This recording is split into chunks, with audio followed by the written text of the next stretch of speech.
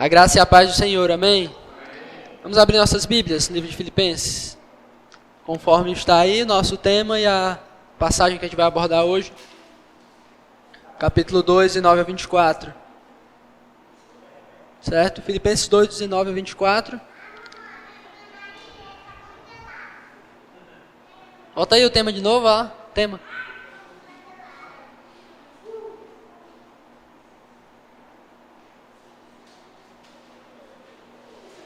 Nosso tema hoje é esse, quando a igreja importa. E o nosso exemplo, o exemplo que a gente vai ver nessa passagem é o exemplo de Timóteo, certo? Quando a igreja importa, ou seria a mesma coisa quando a igreja é importante para alguém. Nas últimas mensagens que a gente tem estudado, a gente tem falado muito sobre humildade, sobre a necessidade da humildade para se manter a unidade da igreja. A falta de humildade prejudica a unidade. Se há arrogância ou soberba ou orgulho, que são antônimos, ou seja, opostos da humildade, isso causa divisão, isso causa contenda, isso causa separação entre esse corpo que precisa estar unido. Se há contenda, se há uma arrogância, uma soberba, tentativa de superioridade, de pisar, de se colocar acima dos irmãos, isso divide a igreja, isso prejudica a igreja. Paulo combate isso implicitamente ali no capítulo 1, mas a partir do capítulo 2 ele combate diretamente, explicitamente dizendo: sejam unidos, se comportem de maneira humilde, pensem da mesma forma, amem da mesma forma, atuem juntos com um só propósito. E ele continua combatendo isso, e ele usa o exemplo de Cristo, ele usa a maneira como Cristo veio, entrou na história, no espaço e no tempo, como ele foi humilde, e como isso é o exemplo para que nós sejamos motivados a uma conduta de humildade. Na última mensagem a gente falou sobre santificação, alguns passos da santificação, como ela acontece, como nós atuamos.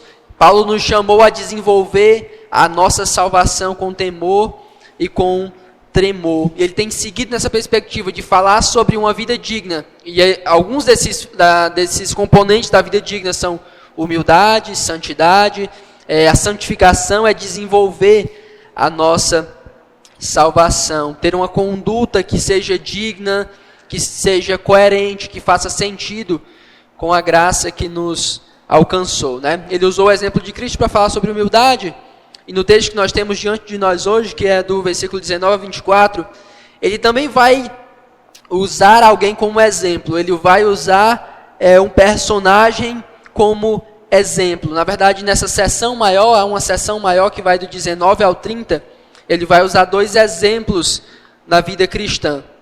E eu penso que a intenção de Paulo, usando esses dois exemplos, é tornar aquilo que ele tem ensinado um pouco mais real e um pouco mais próximo daqueles irmãos.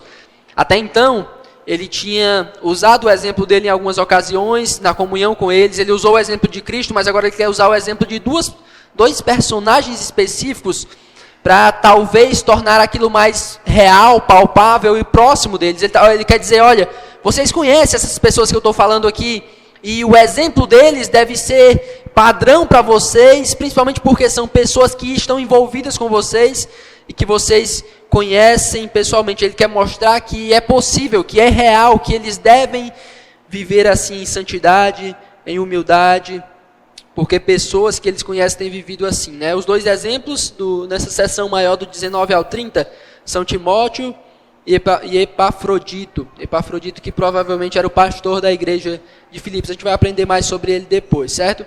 Mas o que nós aprendemos com a vida desses dois homens é como a vida deles são modelo para a maneira como nós nos relacionamos com a igreja.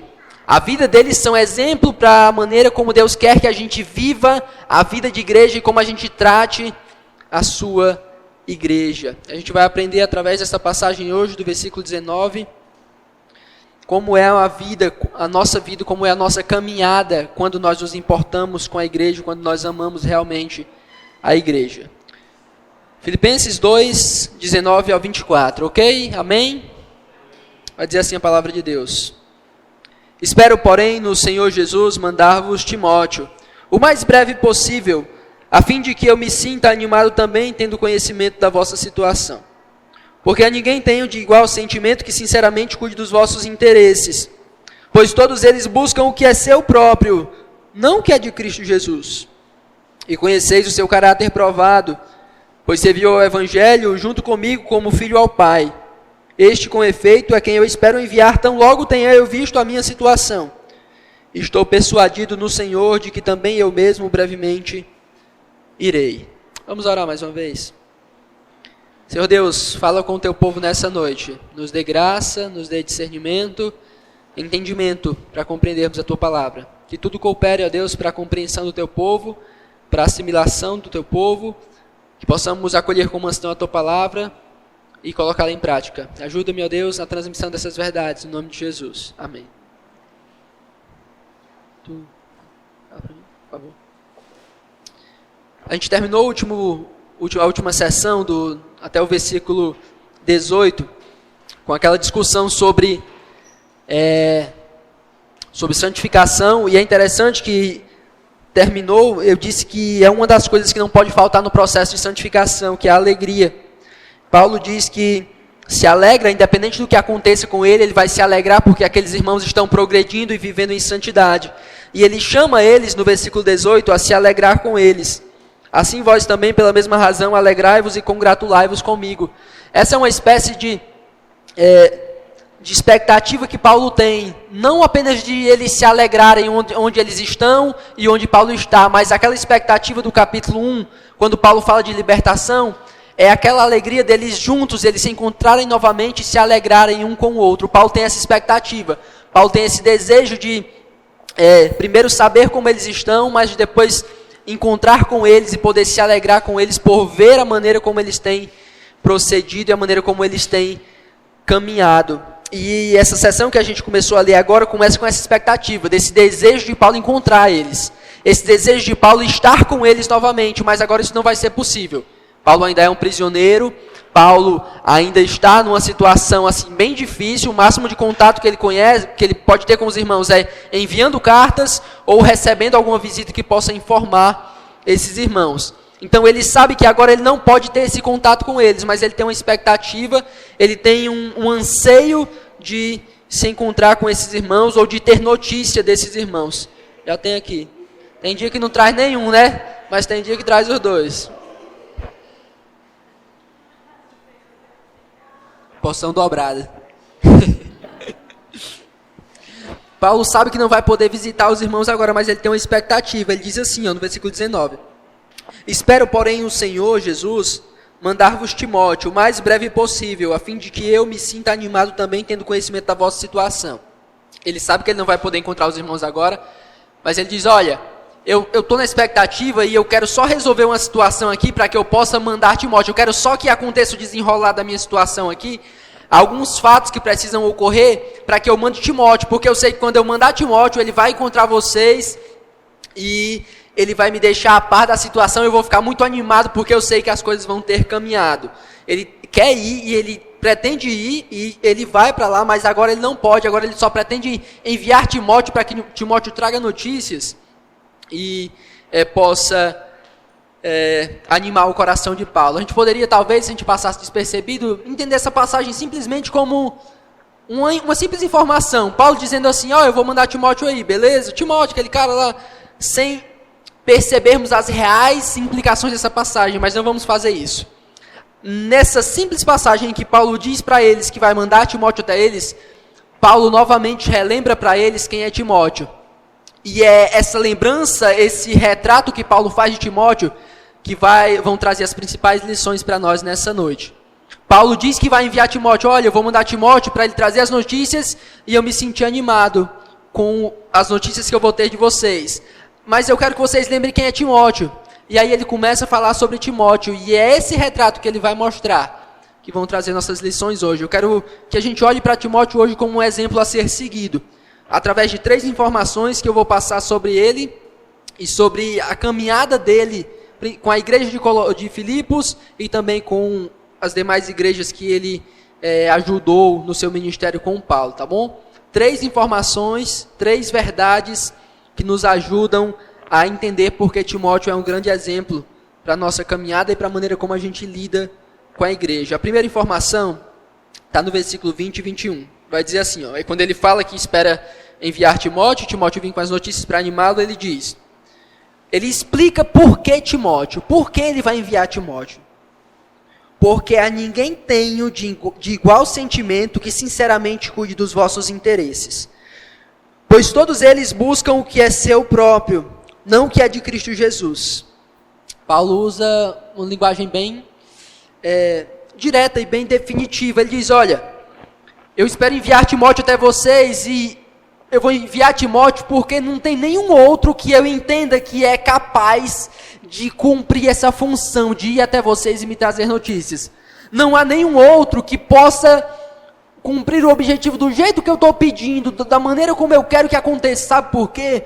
Porque Timóteo é o único que cuida dos interesses de vocês e prioriza os interesses de vocês. Timóteo é o único que ama tanto essa igreja, que quer bem essa igreja, que zela tanto por essa igreja, que ele não se preocupa com o bem-estar dele próprio, ele não se preocupa com o interesse próprio dele, ele não é alguém que valoriza demais a sua vida ao ponto de negligenciar a igreja. Vocês conhecem Timóteo, eles conheciam Timóteo, quando Paulo fundou a igreja de Filipos e continuou a sua viagem, foi Timóteo que ficou naquela igreja, então eles tinham um bom relacionamento com Timóteo. E Paulo agora que está com Timóteo na prisão, Paulo diz, olha, eu vou enviar Timóteo. Timóteo não havia sido preso. Timóteo estava apenas ajudando Paulo naquela situação. E ele diz que vai enviar Timóteo porque Timóteo era o cara que cuidava, que amava, que zelava tanto pelaquela igreja, que ele sabia que ele estava disposto a fazer essa viagem bem curtinha, talvez 1.300 quilômetros em situações bem complicadas, para ir até aqueles irmãos e trazer notícias de Paulo. Paulo diz, olha, eu vou mandar Timóteo porque ele prioriza os interesses da igreja, ao invés de priorizar o seu próprio interesse. Eu vou enviar Timóteo porque ele é o cara que pensa mais no bem-estar espiritual de vocês do que no bem-estar dele. Ele está disposto a fazer uma viagem, ele está disposto a sofrer, ele está disposto a vir aqui, a levar informações minhas para vocês também. Porque ele zela, ele ama e ele pensa no bem-estar espiritual dessa igreja. Ele se preocupa mais com as necessidades de vocês do que dele. É a primeira razão porque Timóteo é um exemplo a ser seguido. Porque ele prioriza o bem-estar da igreja ao invés dos seus próprios interesses. E a primeira lição aqui que nos faz olhar para Timóteo como um exemplo, a primeira aplicação é essa. Quem é que eu devo imitar? Quem são as pessoas que eu vou olhar? Quem são as pessoas que vão ser minhas referências na maneira de lidar com a igreja? Pessoas como Timóteo. Como assim, Gabriel? Pessoas que se importam mais com a igreja do que com seus próprios interesses. Quem vão ser meus exemplos? Quem vão ser aquelas pessoas que eu vou olhar para elas e querer ter uma vida semelhante a delas? Aquelas pessoas que se dedicam tanto ao reino, que elas valorizam mais a igreja, que elas valorizam mais a comunidade do que os seus próprios interesses. E existem pessoas que amam tanto a igreja, que se dedicam tanto à igreja, que você olha para a vida delas e você fica impressionado e pensa, meu Deus, como aquela pessoa ama a igreja, como aquela pessoa valoriza a igreja, ela está disposta a sofrer pela igreja, ela está disposta a se entregar pela igreja, e eu vou olhar para a vida dela e perceber esse exemplo e imitar essa pessoa. Timóteo era um exemplo porque ele não se preocupava tanto com o bem-estar dele. Ele não se preocupava tanto com a saúde física ou mental dele, ele se preocupava em servir a igreja, ele se preocupava em ir até a igreja, em saber como estava a igreja, em lutar, em ensinar, em pregar fielmente a igreja. Normalmente a gente não procura imitar pessoas assim, pessoas que se doam pela igreja. Normalmente a gente olha, na verdade, com um olhar de reprovação para pessoas que fazem isso. Hoje eu conheço muitas pessoas que quando veem alguém que se doa pela igreja, que se entrega pela igreja, que valoriza a igreja, que gasta tempo com a igreja, que gasta tempo ensinando, vivendo a vida de igreja, se esforçando pela igreja, chamam essas pessoas de fanáticos. Chamam essas pessoas de bobões. Dizem que elas deveriam estar fazendo qualquer outra coisa porque não vale a pena viver a vida de igreja. Mas Paulo nos apresenta a vida de Timóteo e diz: olha, eu vou enviar Timóteo, esse homem que tanto ama vocês, justamente por isso. Porque ele se entrega, ele se doa, ele pensa mais em vocês do que nele mesmo. Na sua caminhada como cristão, tenha como referência pessoas que se doam pela igreja. Pessoas que amam a igreja.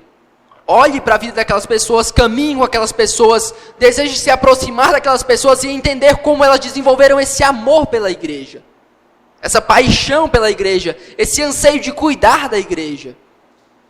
Não querer imitar somente aqueles que têm os melhores cargos ou o maior status, mas aqueles que realmente pensam mais na igreja, se esforçam mais pela igreja, se doam mais pela igreja. Imite essas pessoas. Imite essas pessoas. Então, a primeira razão porque Timóteo é um grande exemplo e que nós devemos imitá-lo, e imitar outras pessoas que andam como Timóteo, é porque eles se importam mais com a igreja do que com as suas próprias vidas e com seus próprios interesses. A segunda característica que nos faz olhar para Timóteo como um exemplo a ser seguido é no versículo 22. Logo no comecinho, diz assim: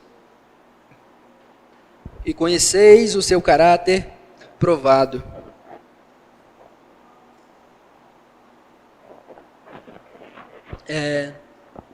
Timóteo já tinha um laço com essa igreja, como eu disse. Quando Paulo fundou a igreja e saiu de lá, seguiu o seu caminho, foi Timóteo quem ficou lá. Então Timóteo havia pastoreado aquela igreja e ajudado a fortalecer aquela igreja. Então os irmãos conheciam Timóteo. Timóteo havia sido um homem íntegro. Timóteo havia não somente se doado, mas a conduta dele foi uma conduta de piedade. A caminhada de Timóteo não foi marcada por altos e baixos, não foi marcada por quedas, ou não foi simplesmente escrachando uma vida ímpia e perversa, mesmo com uma boa retórica, não. Timóteo teve o seu caráter realmente provado. Timóteo teve o seu caráter realmente aprovado numa vida digna, numa vida santa, numa vida reta, numa vida pura. A caminhada de Timóteo desde sua conversão foi marcada por uma retidão espiritual. Talvez ele tenha falhado em alguns momentos, muito provável, talvez ele tenha caído em alguma oportunidade, sim. Mas não foi, a caminhada de Timóteo não foi marcada o tempo todo por quedas, por atitudes ímpias. Aquela igreja talvez em alguns momentos precisou repreender Timóteo, mas ele foi um homem que em sua caminhada foi íntegro, justo e reto. Por isso Paulo diz: olha, eu estou mandando esse homem porque vocês conhecem ele. Eu não estou mandando qualquer homem aí. Eu não estou mandando um jovenzinho que começou hoje, que vive uma vida ímpia, uma vida de quedas, uma vida perversa, só porque ele sabe falar bem, porque ele tem uma boa retórica. Não, nada disso. Timóteo, homem reto, homem justo, homem temente a Deus, vocês conhecem, o caráter dele foi provado durante todos esses anos, até em momentos difíceis, até em momentos de angústia. Vocês sabem que o fato de ele estar comigo aqui agora é prova disso, de que ele viveu uma vida justa, uma vida santa, uma vida reta. Por isso ele está aqui comigo, se identificando comigo, mesmo eu sendo um prisioneiro do Senhor. Então, olhem para Timóteo, lembrem de Timóteo, a sua caminhada reta, a sua caminhada piedosa. Eu envio esse homem porque ele tem a sua conduta piedosa e vocês sabem disso. Vocês têm acompanhado isso. Então, o segundo tipo de pessoa, ou a segunda característica de pessoas que se importam com a igreja e que são exemplo para nós na maneira de lidar com a igreja, são aqueles que em sua caminhada tiveram uma conduta piedosa. Eu fico simplesmente abismado quando eu vejo pessoas conseguindo ficar encantadas e atraídas, desejando imitar homens que têm descaradamente uma vida ímpia, uma vida perversa. Líderes que têm um testemunho mau, um testemunho perverso, um testemunho de impiedade, um testemunho de uma vida marcada o tempo todo por tropeços, E ainda assim, pessoas seguem esses homens.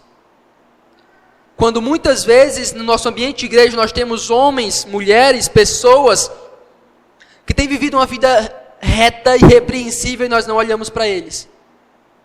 Mas esse é justamente o tipo de pessoas que nós devemos imitar. Não as pessoas que têm talvez os melhores dons. Não as pessoas talvez as mais inteligentes.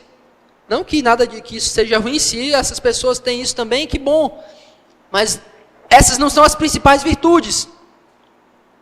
Não os que têm mais dinheiro, não os que são mais renomados, ou mais bonitos, ou qualquer coisa assim, mas aqueles que a sua caminhada cristã tem sido marcada por retidão e por pureza. Para quem eu vou olhar, Gabriel? Quem eu vou admirar? De quem eu vou me aproximar? Quem eu vou querer ter por perto? Quem eu vou ter como minha referência? Em quem eu vou colocar os olhos? Naquelas pessoas que em toda a sua caminhada, na sua busca constante, na igreja local, tem vivido uma vida santa, uma vida reta, uma vida pura. É dessas pessoas que você tem que se aproximar. É essas pessoas que você tem que imitar. É a elas que você tem que se achegar, entender como elas pensam, entender como elas vivem, como elas agem na sua casa, na sua comunidade, entender como elas reagem às situações da vida. É essas pessoas que você tem que imitar. Essas pessoas que passam ano após ano e o testemunho dela continua irrepreensível. Ano após ano e a conduta dela continua sendo pura. Ano após ano ela continua resistindo às tentações, aos pecados e vivendo de modo digno do Evangelho. É essas pessoas que você tem que imitar. O problema é que nós normalmente nos aproximamos de pessoas apenas por afinidade, apenas porque temos algo em comum, apenas porque nós temos gostos em comum. Isso é bom, legal, dá certo. A questão é que muitas vezes as pessoas que nós temos algum gosto em comum não são pessoas que têm uma vida piedosa. Não são pessoas que têm uma vida reta, uma vida santa, uma vida justa. E se a gente priorizar essas afinidades, a gente vai estar caminhando e imitando uma pessoa que não vive de maneira agradável a Deus. Por isso, o tipo de pessoas que você deve imitar, assim como Timóteo, são aquelas pessoas que priorizam a igreja, que se doam pela igreja, que abrem mão dos seus interesses em favor da igreja, da vida de igreja. Segundo tipo de pessoas, são aquelas que têm uma conduta pura, uma conduta irrepreensível, que ano após ano ela vai vivendo em santidade, em retidão, desenvolvendo a salvação, sem trazer escândalos à vida de comunidade. E quando ela fez isso em algum momento, ela se arrependeu, ela clamou, ela confessou e mudou a sua vida. São esses tipos de pessoas que você deve imitar. A última característica de Timóteo, ainda no versículo 22, após ele dizer: e conheceis o seu caráter provado, continua agora, pois serviu ao Evangelho junto comigo como filho ao Pai. Uma das coisas que eu acho mais belo no Novo Testamento é justamente essa ligação de Paulo e Timóteo. Eu acho isso muito belo. E não somente porque é um caso isolado, mas porque me parece que esse é o padrão que Deus escolheu para preparar alguns homens ter alguma pessoa ao seu lado. E Paulo, me parece que Timóteo era a pessoa mais ligada a ele. Então era a pessoa que mais tinha propriedade para falar sobre Timóteo. Paulo era o homem que mais poderia dizer: olha, eu sei quem é Timóteo. Eu posso para vocês dar o meu testemunho sobre Timóteo. E Paulo faz isso aqui. Paulo diz: olha, ele tem servido ao Evangelho comigo como um filho junto do seu pai. O que é que Paulo está dizendo? Olha, esse homem que eu estou enviando é alguém que serviu de maneira fiel. É alguém que tem servido fielmente ao Evangelho, porque ele atuou comigo o tempo todo. O tempo todo. Timóteo não serviu apenas aos filipenses. Ele, ao lado de Paulo, lutou pelo avanço do Evangelho em muitas comunidades, em muitas igrejas, em muitos lugares diferentes. Ele foi como um filho servindo ao lado de Paulo. As mais variadas condições e situações, difíceis, fáceis, doenças, ele foi fiel em todo esse trabalho. Ele foi fiel. Não apenas na conduta, como nós vimos agora, mas no serviço, na mensagem também. As pessoas que nós devemos imitar são aquelas que servem, aquelas que priorizam os interesses da igreja, aquelas que têm uma conduta pura, santa, e aquelas que servem fielmente ao Evangelho. Muitas vezes nós encontramos pessoas que estão em só algum desses pontos, caras que têm uma boa conduta, mas que Eles não servem à igreja local.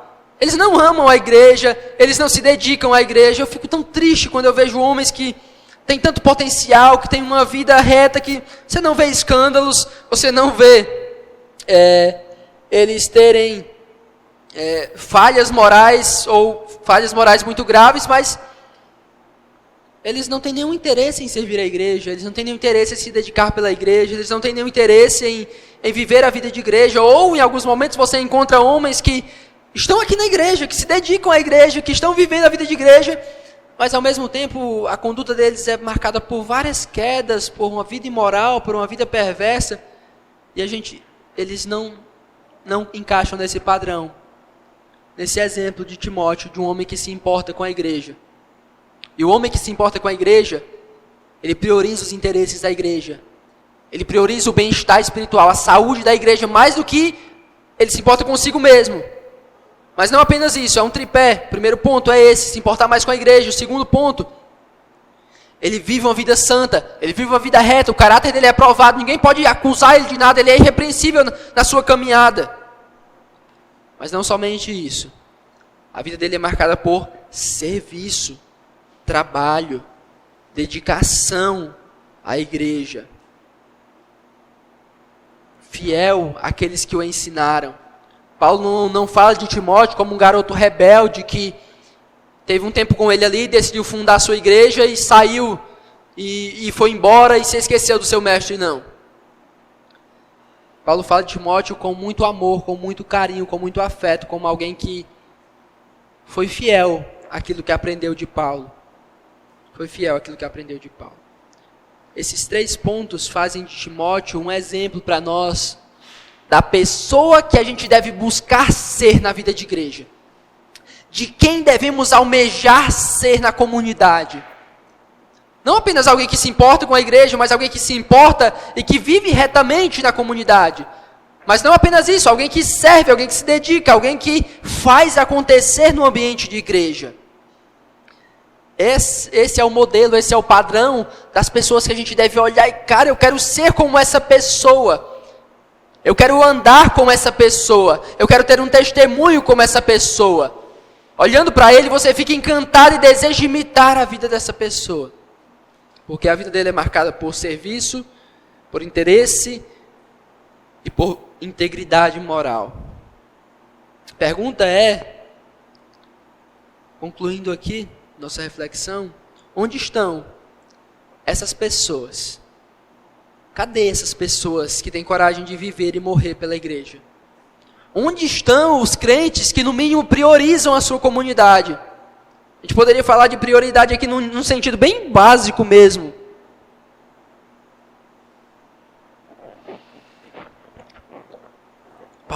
Timóteo priorizava nível hard de se entregar, de se doar, de fazer o que ele podia, de sofrer o que fosse necessário pela igreja.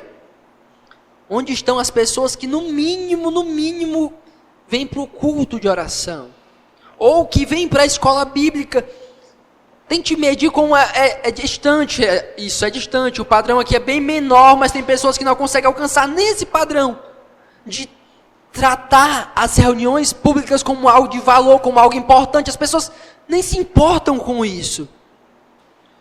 Onde estão homens e mulheres que abriram mão do seu bem-estar pela causa de Cristo?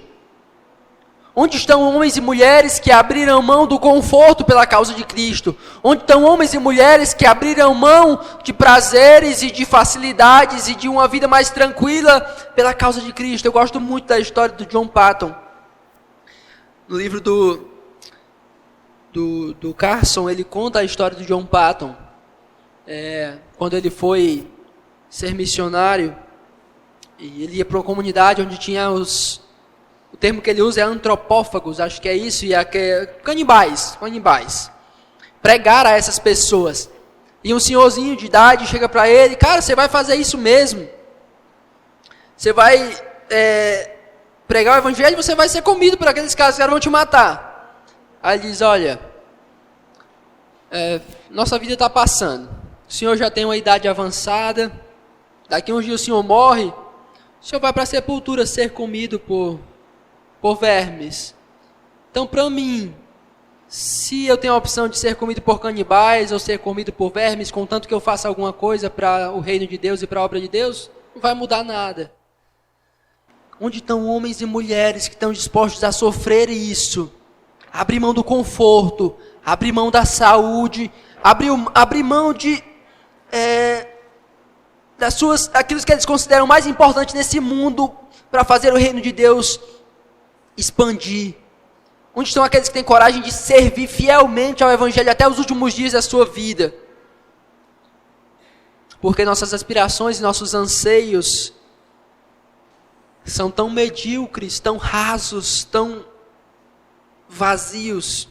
Nossas prioridades, nossa casa, nossos carros, nossa saúde, nossa estética, aquilo que a gente considera mais valioso, sempre tudo para o nosso bem, para as nossas realizações. Nós não temos mais coragem de se esforçar, de nos entregar pela causa de Cristo, pela igreja de Cristo. Nos falta um coração comprometido com a igreja. São poucos que ainda fazem isso, são poucos. Pouquíssimos mesmo, que você vai tentar olhar à sua volta e tentar contar nos dedos homens que ainda fazem isso, que ainda se entregam dessa forma pelo Evangelho. A pergunta que vai ficar no ar então é essa: esses poucos que ainda existem, você vai imitar a eles ou você vai seguir com a maioria? Esses pequenos exemplos que ainda restam de homens que se entregam, que vivem e morrem pelo Evangelho, que dão tudo, que abrem mão de tudo desse mundo pelo Evangelho.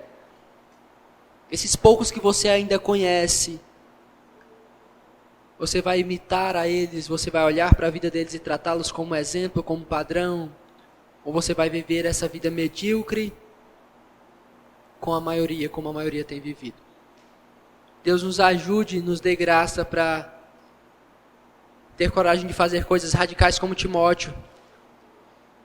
Porque quando a igreja importa, a gente faz isso. Quando a igreja é valiosa, e a igreja é valiosa, a igreja importa sim. A igreja, ela tem um valor supremo, porque ela foi comprada por Jesus. Se nós entendemos que a igreja é tão valiosa assim, nós faremos coisas radicais e perigosas. Se nós entendemos que a igreja é tão preciosa assim, nós iremos nos entregar e nos doar. Nós iremos fazer o mínimo, e fazer coisas grandiosas para a glória de Deus.